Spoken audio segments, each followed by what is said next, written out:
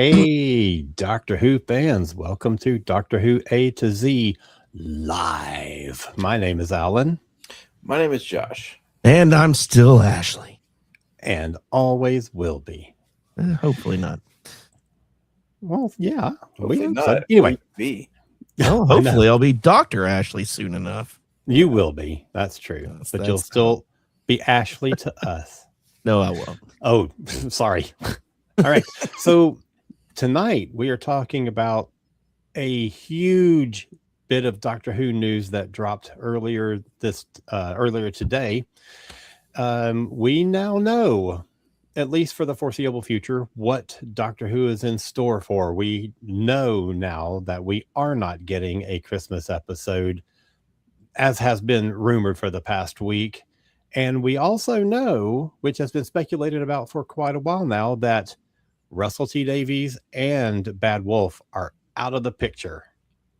So we're going to talk a little bit about what that means for Doctor Who. Of course, this is all speculation because we don't know. But at the moment, the BBC has said that the show is basically out for bids. They're looking for a co-production. So they're going to see, and we're going to talk about the bid process in a minute because we all work for the government in some capacity, and government bids are one thing, but this is a creative. We'll have to talk about that in a minute. But first, I just want to get your guys' reactions to the news this morning. And for people who are watching, feel free to chime in with comments or questions, and we will get them on screen as soon as we can. So, well, do we want to read the press release first, just in case somebody's living under a rock? Sure, if you want to, go right ahead. Yeah, sure.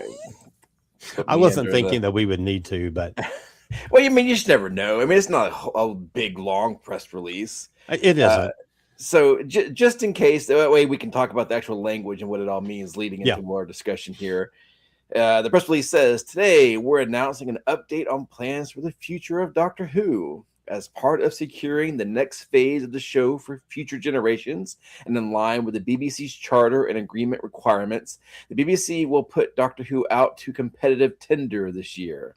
Doctor Who remains an important part of the BBC, and this tender underpins the BBC's continued commitment to Doctor Who, ensuring audiences will enjoy the show for years to come. After careful consideration, the BBC, Russell T Davies, and Bad Wolf have collectively decided not to go ahead with the previously announced Doctor Who Christmas episode. This decision was not taken lightly, and we know it will be disappointing for fans, but in order to set the show up for future series, it was decided that rather than bridge the gap with a one-off special, we are choosing to push forward to invest in the long-term future of the show, which ensures that when the TARDIS lands once more, it does so in all its glory. The previously announced new Doctor Who animation series for CBeebies is currently in production. Details of the tender will be announced in due course. The BBC retains all IP in Doctor Who. BBC Studios will continue to lead the global distribution of Doctor Who, as well as licensing, consumer products, digital, and immersive experiences on behalf of the BBC. There you go. So that's it. As far as a huge, big announcement, not exactly what I would call the best of announcements. In fact, pretty fucking infuriating, if I have to be completely honest. Oh, that's true. But I don't know, man. I feel like for such a big announcement, this press release is really short, really to the point, and I kind of appreciate that. But at the same time, it just feels like it was done very low key. And it's such a weird tone to me, to be perfectly honest. Yes, it is.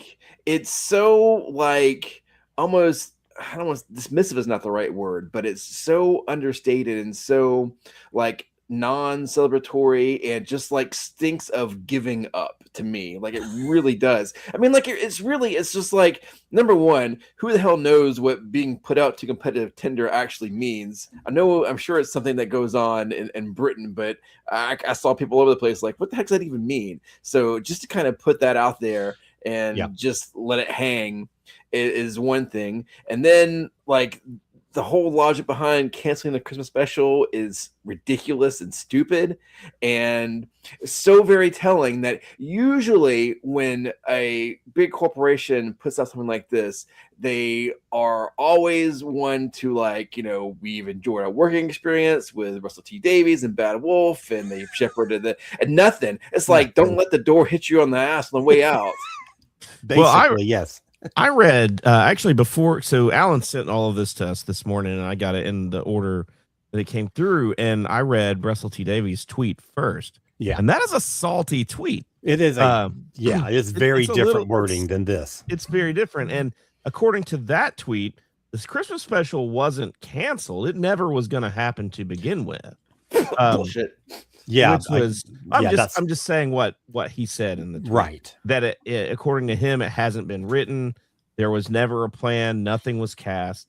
And so the language between the BBC press release and the saltiness of RTD's tweet. And then in between that, we have Bad Wolf's tweet, which is actually the kindest of all of them, and the most level-headed of all three of these. Well, let's take this one at a time, because I got some things to say about Mr. Davies here, and that nonsense that he put out. But let's start with the basic facts of the press release and what that means and what we kind of feel about that. So I guess the first question is, we were going to talk about the whole bidding process that you were talking about, Alan. So I guess let's start with that as far as what does it mean to be put out to tender? Yeah. So I go ahead, Alan. I was just going to say that I have been around bids a lot over the course of my many, many, many years of life. I have never heard that phrase before. But now, like, every person who is talking about Doctor Who right now is using that phrase like they've heard it all their lives. Anyway, go ahead, Ash. I can talk a little bit about this from a government point of view, from what I do. So I've been around doing bids specifically for government entities.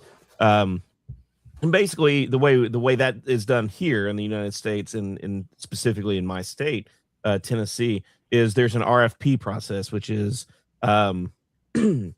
request for proposals. So, so you send out, you need something that might be a service or a product.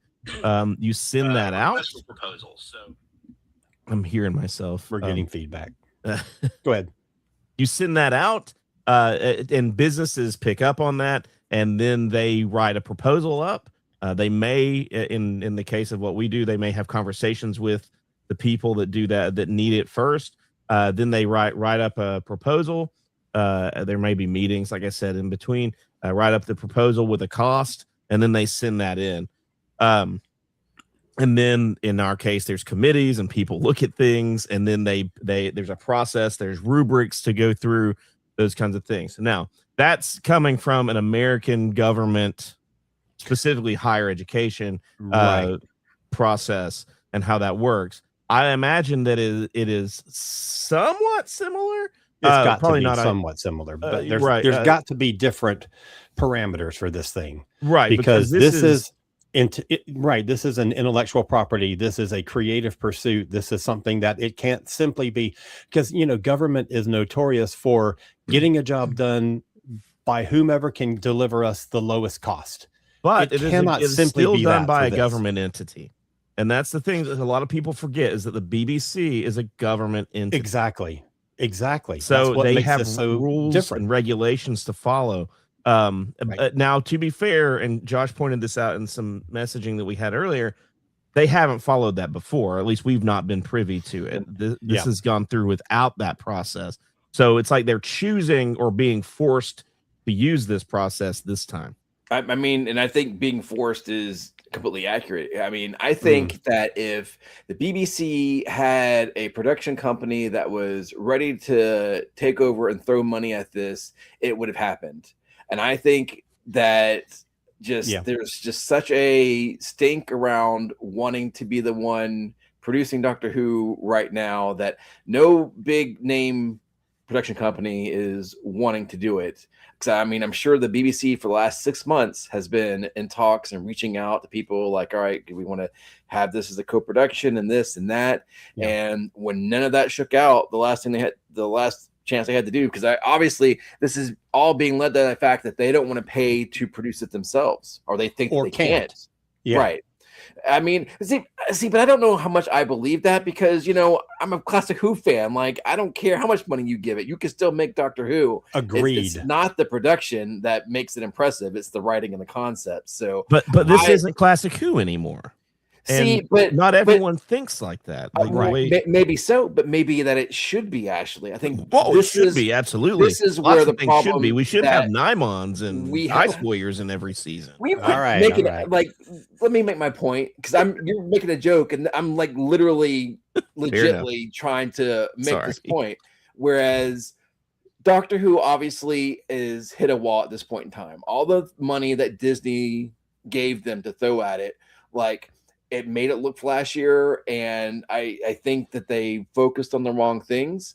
I think going back to being a solely BBC produced production, where maybe it looks like crap sometimes, but that makes you have to be more ingenious and inventive and creative in producing the show. And that's just the kind of thing that we need to give Doctor Who a shot in the arm right now. Right.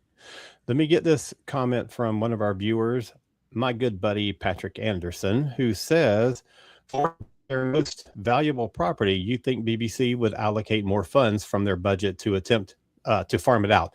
Doctor Who is at its best when it has budget constraints. And I agree. That's exactly what I was just saying. I mean, and again, it doesn't need to be like cheaply made. Obviously, we're in the modern age but you can do so much with, you know, computers and with low actor counts and things like that. It's just, it amazes me that they are all right. Again, I'm in a mood today, so you'll have to forgive me.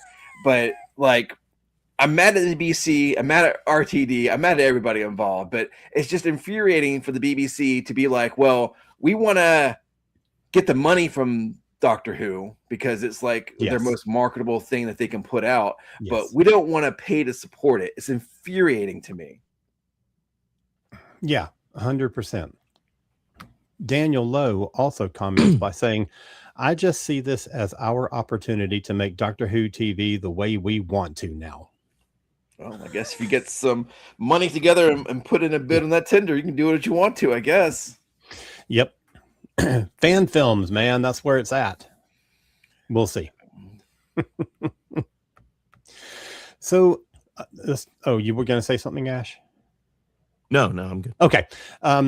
Let's talk about, I want to talk about this thing that RTD, we talked about his Instagram post today, which was kind of bitchy. So I kind of feel like, you know, it says in the press release that the BBC basically sat down with RTD and Bad Wolf, and we all came to a mutual decision to... It ain't mutual. That's not what happened. It ain't not mutual. Because I mean, RTD gets salty about the littlest thing, but the way his post read today, it was like, I don't know. I just feel like it was not partly his decision to do all this, but he says, and you'll learn that there was never going to be a Christmas special, that basically this was an invented thing from Bad Wolf's side to kind of put BBC in the position of having to greenlight it. And that obviously backfired. And now he's saying that there was never even a script written, when he has said in the past, and Murray Gold has said in the past, that there was a script written. So either they were lying at that time or he is lying now. Which one is the likely one to happen? It's obviously RTD being a lying liar whose pants are way on fire. Because he's so full of shit. He's so full. And I'm gonna go on an RTD rant before this night is over with. But we know. Just starting on this nonsense that he posted about there not being a script. It's such a load of malarkey. He's, you know, had posts before talking about how what he's turned into the BBC has knocked their socks off. He had commentary in DWM where he's talking about like, here are 3 words you're going to find in the upcoming. Like, he just didn't pull that out. He's obviously been writing it. Right. I'm convinced he's had multiple, just like Murray Gold said. Yep. And now to come out here and then pee on my head and tell me that it's raining, like, no, that's such BS. And like, I want to feel bad for him because obviously this is him getting the rug pulled out from under him. I mean, I think he wants to do the Christmas special. He wants to try to wrap things up. And for whatever reason, and their infinite wisdom, the BBC has said, no, they want to do it. And I don't understand that decision because that's going to lead me to one of my biggest issues of what's going on here is just the state that they've left Doctor Who in now because of it. But just regarding RTD's nonsense, he's so full of shit and he's always been like this, but this is like the final straw to me. I kind of wonder just how many socks his proposal actually knocked off because it seems to me like this is and this is only guessing on my part, but it seems like he turned in some shit and they were like, holy crap, this guy has lost it. And they're pulling the plug instead of going forward with his plan.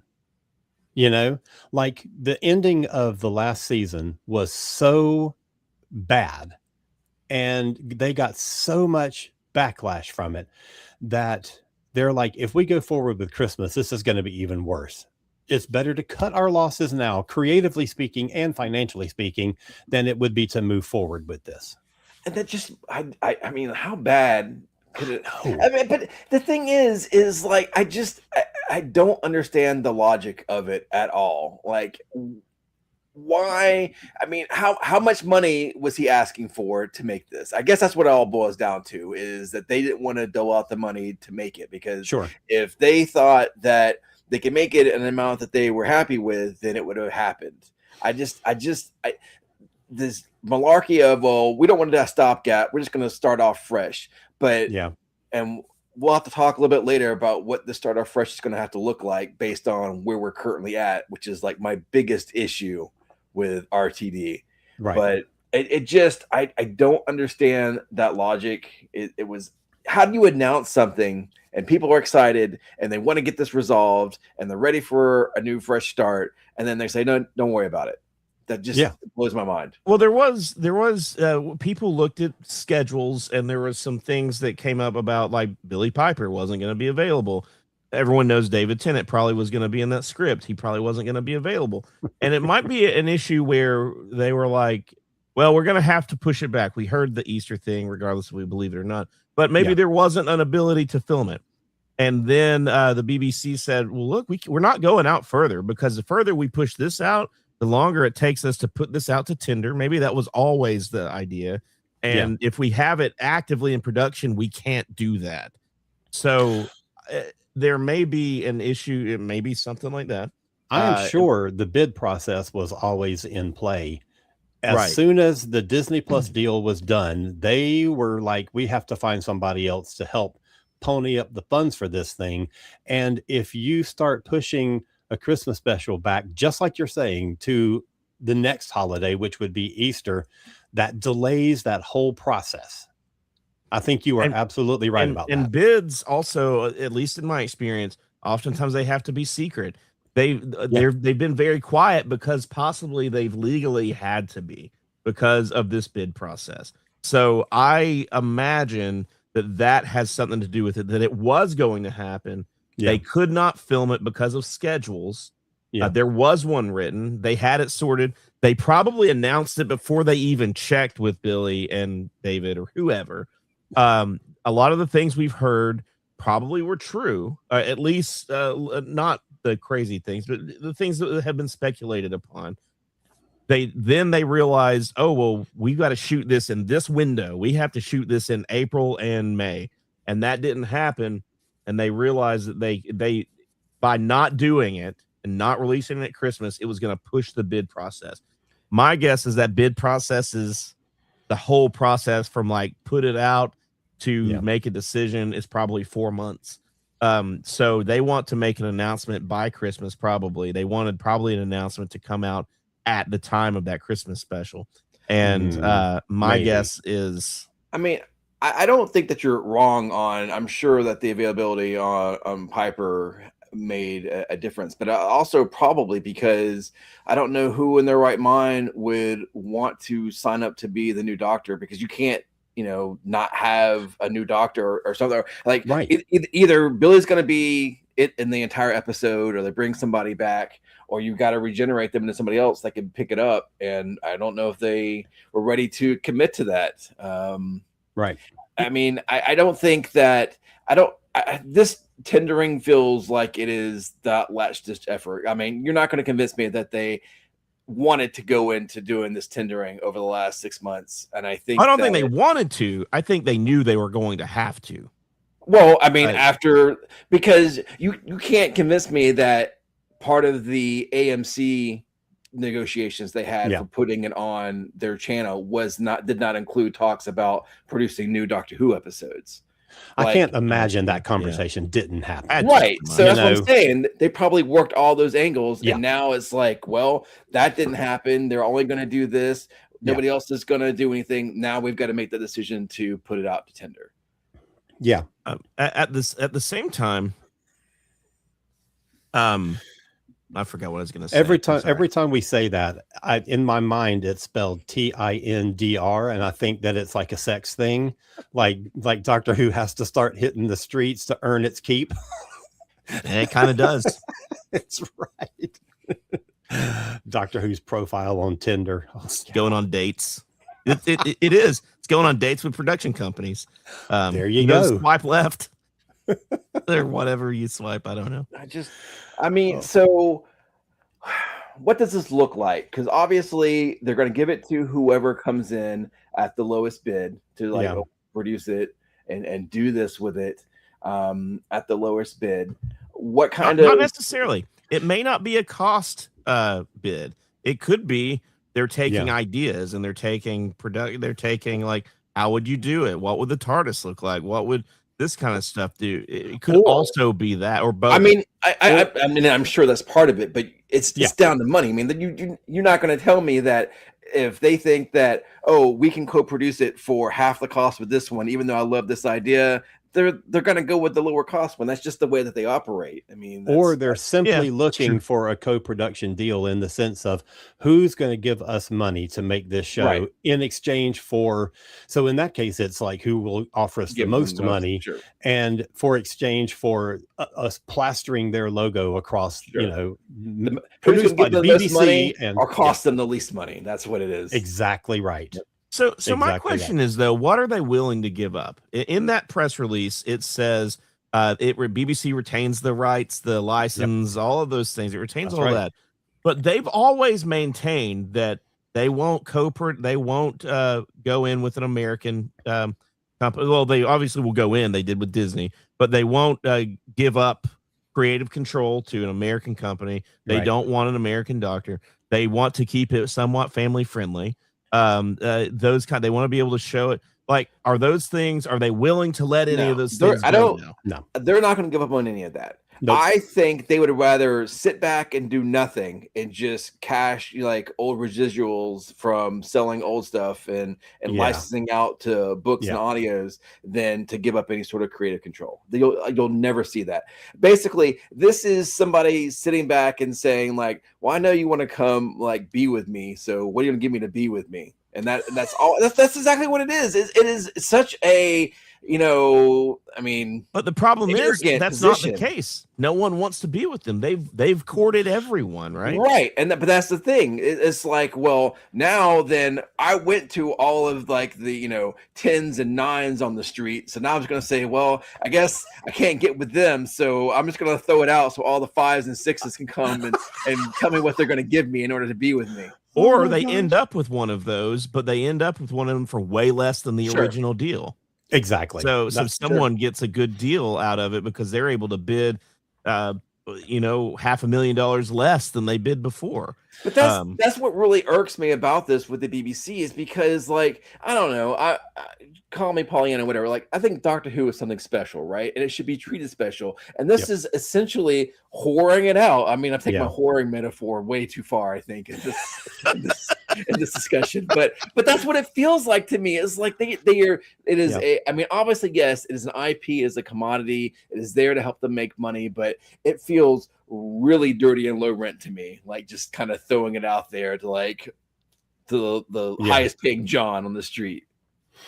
I tell you, just start making Doctor Who out on the BBC back lot again. I don't. That's all we need. But and I know quarries. that's not, and quarries. Right. I know that's not going to happen because that's not what they want. They want Star Wars. Yep. And I just don't think that Doctor Who works well in a Star Wars model. It's just not the same thing. That's really what it is, though. I mean, they've seen something, right? They're like, why can't we have that? They've seen Marvel movies, right? They've seen Marvel TV shows, and they're saying, like, why can't we do that? Or maybe fans are saying that. Maybe fans are starting to see a difference, and they're like, I'd rather watch this better produced show than this Doctor Who, whatever. Sure. And I don't believe so. We really liked, for the most part, we liked the last 2 seasons. They didn't end great, but there were some really good, well-written stories in there, right? Yes. But Doctor Who is about the writing. Doctor Who is about the storytelling. Yes, but there's so many things around that. And yes, in the last 2 seasons, and even in the 60th anniversary episodes, there was a lot that I absolutely loved. There were some great episodes, but there were also some incredibly terrible decisions that were made. And it kind of started, it started with bringing RTD back, but it started after that with just saying, I mean, I know this is just for the 60th anniversary, but bringing David and Catherine back was a retro step, and I think it was wrong. Goblins in the Christmas thing, the whole thing that RTD did with Davros was nothing but a controversy and to stir up the fandom, and it was unnecessary and it made people mad. Wasn't even in a proper episode. Right. Space Babies was terrible. The season ender was terrible.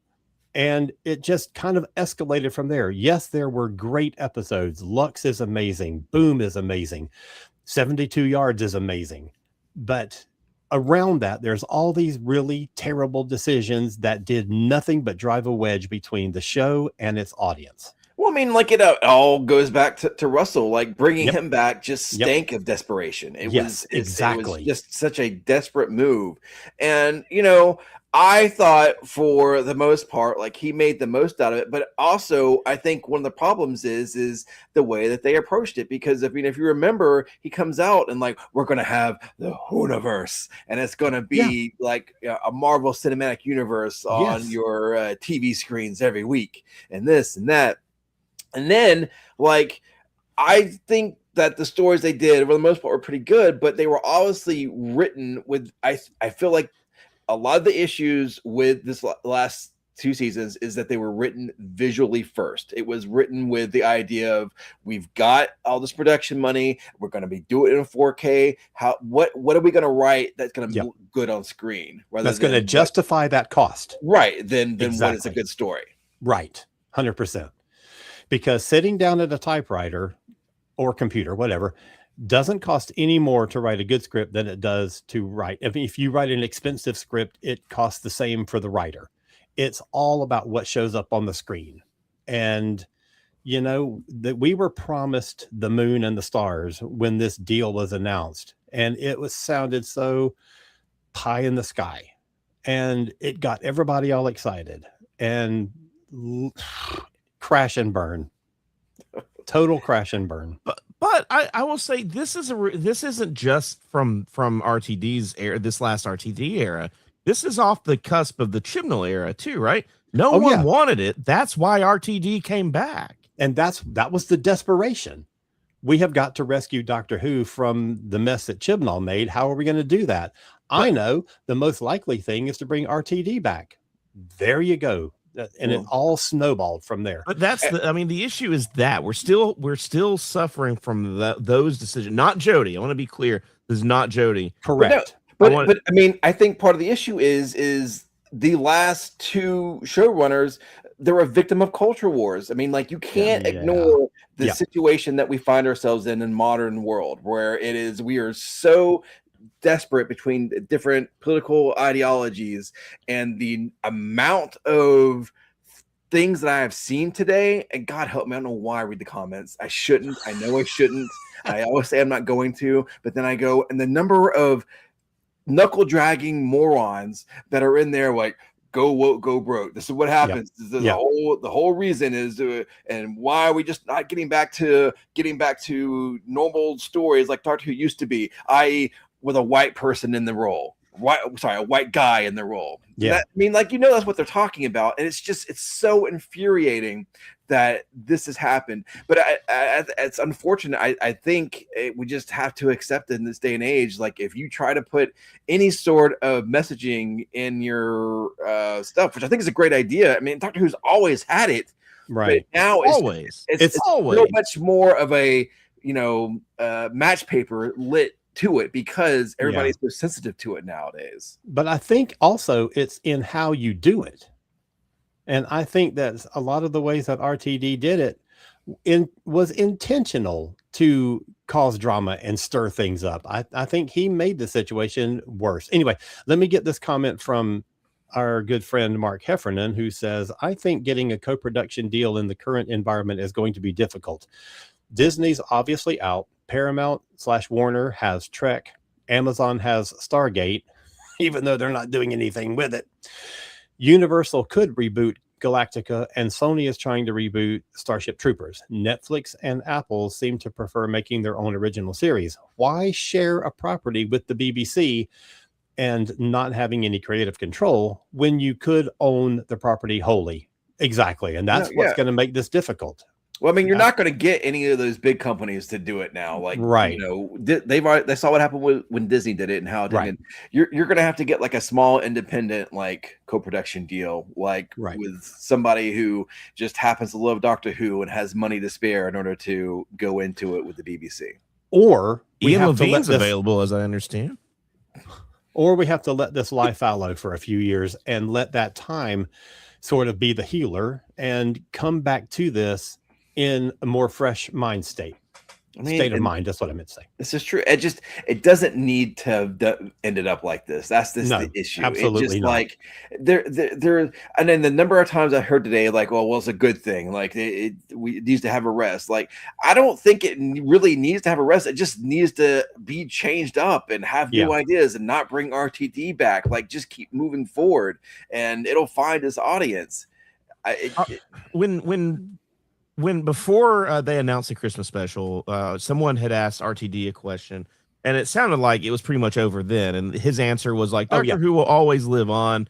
It needs younger blood. A new one day a kid who watched this version of Doctor Who will become the next producer or whatever.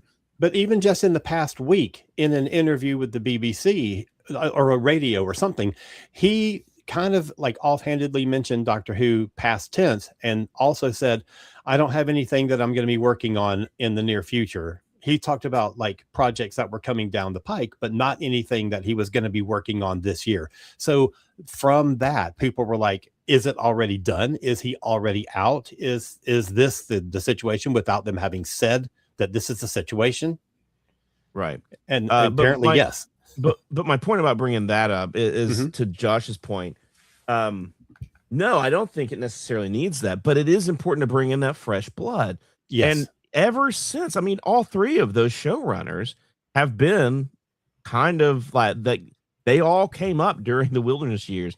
All of those things. As much as I love that, I love that. I would love to see, you guys know this, but don't like it. But I'd love to see Mark Gatiss be a showrunner. Do I think? But I don't think that's the best thing. I think we need someone who watched that show. The new show's been going on for 20 years. We need someone who watched that show 20 years ago. Yeah. And who've grown up with it and have done things, have went into media, have done that, were inspired by it, and now they're the new showrunners, right? Or something like that. I'm not saying we have to have young people doing it, but we need to give them a chance. And I think that's probably where it needs to go in terms of who you pick to do those things. But we don't have to have young people, because just today on his socials, J. Michael Straczynski said again, my interest in taking this show over is well known. If the BBC wants to talk, here's my phone number. Basically, like text me and we'll and talk. They're like, show me the money. Yeah, I mean, totally. Here's the form. He just wants to run the show. He has nothing to offer them. Well, that's the thing. Like, I love JMS. Like, Babylon 5 is in my top 5 of all time. I love him, but he is an American RTD as far as talking out of his butt. He is, like, I love him. He is very much a guy who, like, always has something to say, just to keep things in the air for him, and like, so yes, I'm sure he would love to do Doctor Who, and I'm sure he's all ready to talk to the BBC, but the BBC would never reach out to him, and unless he's got money in a new production company that he's looking to pony up to do it, it's a non-starter. It's just a talking point for him. And that's why I think that there's going to be a break, and there has to be a break, because we have to get back to that point. And it may only be 5 years or something, but we have to get to that point where people are like, God, you remember when Doctor Who was great, and when it was on TV? Don't we miss that? And somebody will come with ideas, with a plan, with maybe hopefully a production company and some money. And it's going to take that fallow period to get there, I think. Well, and this brings me to the thing that I find most upsetting about all this. It just makes me furious. It absolutely makes me furious. Is that the fact that, and again, I came into Doctor Who in the Wilderness Years. I wouldn't have a problem with another Wilderness Years, but it's different now. It's different because of where they're leaving things. And it is so infuriating to me. And I'm mad at the BBC about it, but I'm really mad at Russell about it, because, like, when the show ended in 1989 and they, put a quick voiceover at the end of Survival, it left things open, which allowed people, the young people, to come in to want to take on. They picked it up, and we got a continuation of what we were being seen in the New Adventures, and things were wide open. Like, you could go anywhere. Even when they brought in McGann, and that didn't go anywhere. They picked that up on that and went with that, and we got all these wonderful stories and the novels and the audios, and those were the people that ended up bringing the show back, the ones that worked on that, where those ideas came from. They had such a big influence in bringing the show back. But again, the idea was you had everything in Doctor Who wide open to you. We don't have that right now, because we end on a stupid ass cliffhanger that we don't know what it means, that we're getting no resolution to. So you can't have the continuing adventures of Doctor Who, because we don't know where we're at. Do we have a doctor right now? We don't. No one's who is this person who showed up at the end of the last episode. We don't know. They can't take her off and do Doctor Who with her like on a normal basis. So the fact that he decided to put in the stupid ass cliffhanger as some sort of like lame attempt to drive interest, and then the BBC won't let him resolve it, or if he even could resolve it, is so infuriating to me. It's so short-sighted, and it's such a fuck you to anybody coming behind him, because he knew that he would not, he knew he had nothing in writing. I mean, he may have assumed he was going to come back and he's going to be able to resolve everything, but he nothing was signed, but he did it anyway, not knowing that he could very easily have been kicked out and then have to leave it for someone else to clean up. It's such disrespectful to anybody coming behind you. It's infuriating to me, and it colors everything that he has done in a couple of seasons that I generally have liked. I've been coming on saying I had to defend him, but I didn't want to defend him all these times, and then he just completely soured me on this whole era because of this. It's so infuriating. I mean, again, I can't even look forward to like some sort of cool, inventive Wilderness Years stuff, like picking up the threads that we left behind and going off and writing new stories, because we're at a brick wall. And let's be perfectly honest here, because of that, whoever comes in and wants to pitch to do something, like the only thing that'll make sense is the infuriating reboot.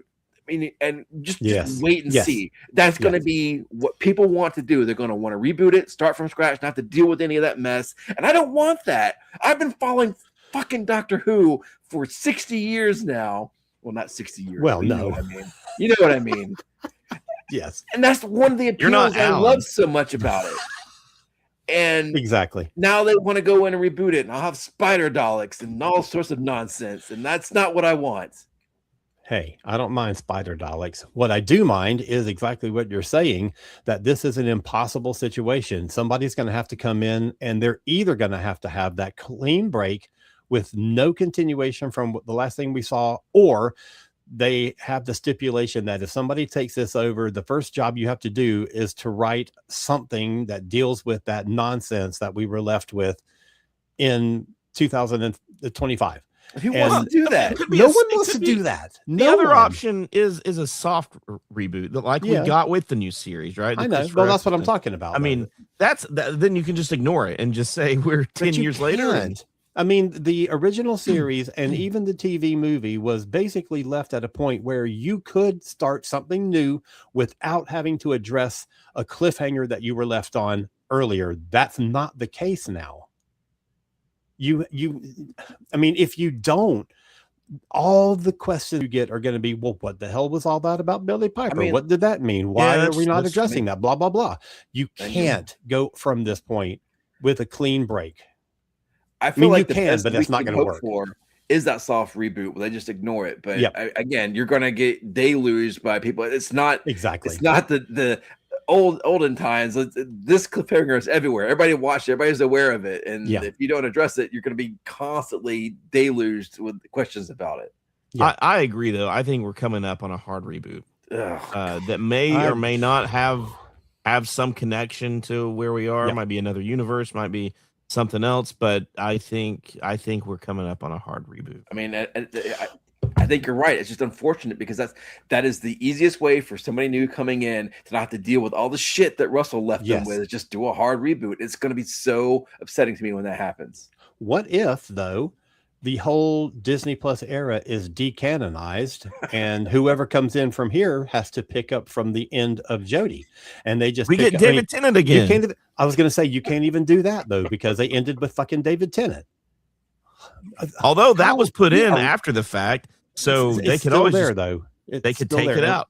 I mean- but we are left in an impossible situation, and we are royally screwed. It's so infuriating. I So upsetting. go back to my Godzilla theory. Just start from the end of the classic series and work from there, and just Yeah. do it every few years, and just that's how they We've do got everything in Japan. They start from a Sure. point, and then they reboot from there. Sure.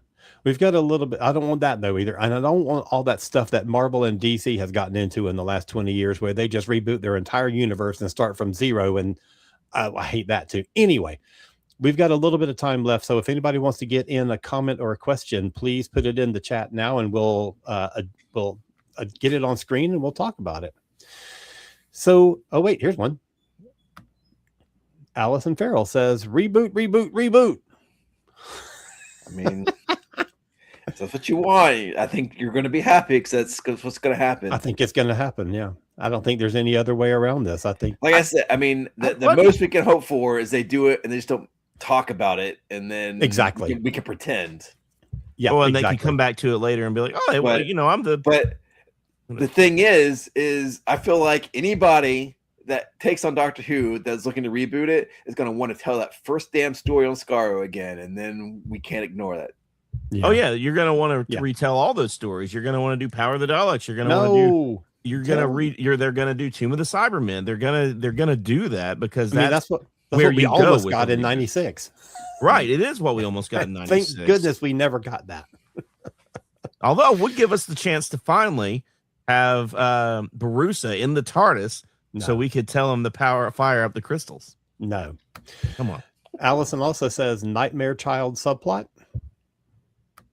Oh, I mean, there's lots of subplots that will never get resolved. Like, Yeah. and poor Caroline Ford, by the time they bring it back, she may not even be able to like get out of bed anymore. She'll be 110. Oh my God. God. That Poor poor So thing. that's a good Poor point, woman. though. Like, what do you think? Hashtag with justice for Susan. What do you think the timeline is going to be for this? I mean, if they're putting it out to bid now and they announce it, let's say they announce it even mid next year, how Right. soon do we get it? Someone had mentioned 5 years earlier. I Well, mean, are we looking at 2 years, 3 years, 5 years, 10 years? when the new series was announced in 2023, 2003. I mean, sorry, 2003, around the 40th anniversary, it was 2 years before we saw anything on screen. So it will not be sooner than that. Yeah. Because I think there is so much on the back end that has to be done in order to even start a production. And it's not just casting and writing. There is so much to do. We'll have to see how. I mean, they said they were going to talk about the terms of the tender later. We'll see when that comes out. Yeah. Like, that'll give us a better idea. But I don't think they're going to be in any sort of hurry to give it to it. They're not going to do it until they get happy with the money and the pitch that they get. So, like 2028 at the absolute earliest. But I don't think you're going to see anything between 2030. No, agreed. And hopefully they're not going to rush into this bid process. Like, they're really going to sit down and have a think and have a plan and kind of know what they want and put together a bid process that people can actually like submit something to with an idea of what the BBC's plan is, or what their hopes are, at least. Just so anyway, frustrating. So we're getting into another time. Like we have mentioned the wilderness years a lot, and I think everybody who's watching knows what that means. But that was basically the 15 years that Doctor Who was not on screen, except for that one blip in 96. And a lot of what we have going on right now is all stuff that grew out of that 15-year period. Much of what's happening in the comics, the novels, Big Finish, all that stuff happened in the wilderness years and came up from just fans getting involved, and it evolved into all these things. And right now the field is so populated that is there going to be room for new things to happen? I mean, there's got to be some new things happening, but is it even possible in 2026 like it was in 1990? I don't know. It's hard. Like, again, I'd be all for a new wilderness years. Like, again, the happiest time of my life was getting monthly Doctor Who books telling a continuing story. Like, if I could get that again, I would be happier. I would not care if the show ever came back at that point in time. just because that's just what I came into Doctor Who with, and I love that. And just, again, having a new book and not being constrained by what we have to be able to pay to put on the screen, like that stuff, I love. It's just, but the thing that gets me involved is I like going forward. I like having that continuous story, which we're not going to be able to have now unless the BBC just completely loses their minds. They're like, yeah, sure, go do whatever you want to. Do whatever you want. What's going to happen? So we're going to have to be happy with like the Big Finish model, which is going back and telling stuff with older doctors and things like that. And even so, like, we're never going to be in a position to where we're going to get like the new stuff that we got in the original Wilderness years back in the 90s, because the licensing is so strict and overseen now, that you'll never have the type of creativity that went into like what early Big Finish and Virgin were doing back in the day. It's going to have to be indie, and you're going to have to seek it out, and it will not be able to find the audience that something like Big Finish found when it launched. Now, all that said, we do have some advantages now because well, maybe we can't do anything official. Maybe we can't have an official book range, or because everything's got to be done through BBC Books, and then can't have anything official because Big Finish has a license to do all that kind of stuff. But it is easier now than ever before to put together some sort of like guerrilla student film series and put it up on YouTube for millions of people to see it. Yes, it is. And you just look at the success that the movies are having based off of people who did YouTube stories. And now they're out there making $1 million movie pictures.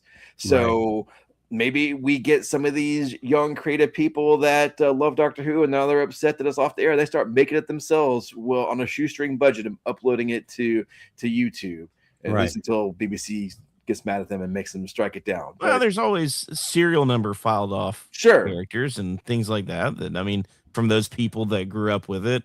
So yeah, I mean, there's lots of those things. There's still a lot of fan films. Fan films are showing up on YouTube now. I mean, they're free to watch. Yeah. So there's, you know, different takes on things. Right. Alan, maybe you should do a serial number filed off series. You should publish a Doctor-esque series. Get to writing, buddy. I'll get to writing. Okay. Here's another comment from Mark Heffernan, who says, there's no reason a soft reboot would have to address the Billy Piper conundrum. After all, the beginning of the 2005 series, they didn't mention what happened to McGann's Doctor. It was eventually addressed down the road in the 50th anniversary. However, there was a 7-year gap between McGann and Eccleston. And if we're talking about something in the next 2 years, I think you can't do it in a way that, and let's be honest, the McGann movie was kind of an off child. It was kind of forgotten. It was really the 15 years that from, you know, McCoy. Yeah. And I just don't think you can do it unless you have that same sort of gap in the production. I think you can't come back to it like that unless you've had enough time, like a generational gap. Yeah, I mean, and building off of that, like, the cultural awareness of the McGann movie is like down here. Yeah. And nowadays, because here's the big thing, like the cultural awareness of like what Billy Piper taking over is up here. Like, I just don't know that you have so many more people that are aware of it and maybe wondering about it than, again, people were coming in the Doctor Who in 2005 but didn't even know there was a 96 TV movie. Like, the majority of people watching it, I mean, they only found out about it 7 years later when they brought McGann back. Exactly.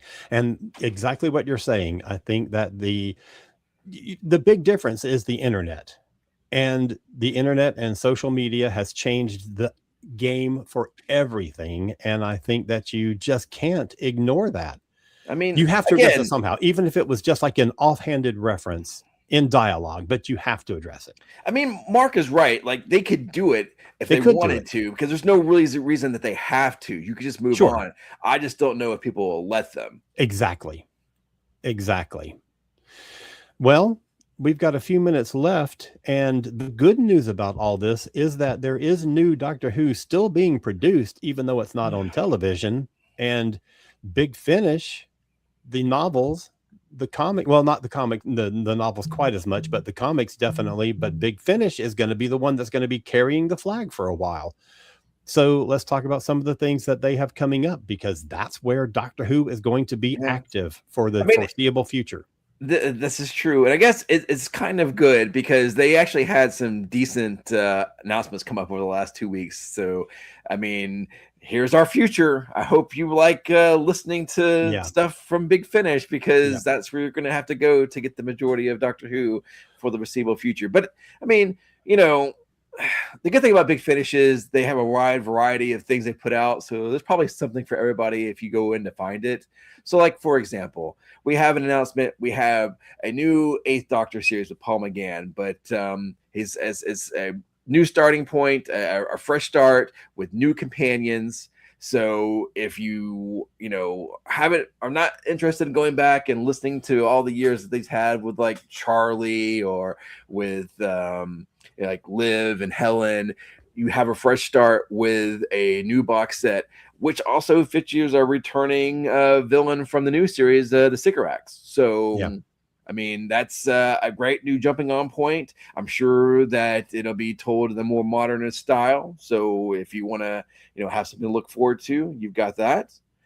Or you also, if you're looking for some, mid 2000s nostalgia and you like some River Song, we're bringing back River Song and also bringing back Arthur Darvill. So, daughter and father together again, and a new box set featuring River Song, which, that's fun. I mean, having Roy back, and I'm sure they'll have all sorts of fun adventures together. So, You've got that to look forward to. There's even going back to even more classic stuff. We've got a new second Doctor's adventure set. So if you like your black and white Doctor Who, we've got more adventures starring Michael Troughton as the second Doctor, and then they've got Wendy and Fraser along with him, and full cast audios. These are all set post the War Games, so it's season 6B Doctor with bringing back older versions of Jamie and Zoe. But they're quite fun. So again, lots of new stuff coming out. Right. I found it quite amusing that Big Finish put out a big ad talking about you've got a year's worth of new stuff coming up on Doctor Who. Come check us out today. Exactly. Beautifully timed. It was so great. But there's also the 13th Doctor is happening on Big Finish. We have a new set from the 6th Doctor that's going to have Turlough in it. That's kind of cool. We had a big success over the past year or so with a spin-off series called Sontarans versus Rutans, and now we have a new set called Rutans versus Sontarans. And I think there's so much stuff. Please invest some time in Big Finish. There's so much great stuff there. And you buried the lead talking about that 13th Doctor story, because the new one that gets announced, it's got Ice Warriors in it, Ashley. Oh, there you go. That's right. Hell yeah. All right. Any last points we want to make before we wrap it up? Any last questions from our viewers or comments before we wrap up? We got a few minutes left. I've ranted enough tonight. I will say, and I don't have it in front of me, but there was a quote from, of course, someone asked Stephen Moffat what he thought. And his quote was essentially, the Doctor always survives. That's not a verbatim quote, but that's essentially the spirit of it. And it's true. The Doctor always survives. So I would just say, don't worry. It always works out. It doesn't feel good. It feels like it's political and all this stuff, but the Doctor always survives. And I think that's the thing that's important to think about this time is it'll work out. We'll see Doctor Who again.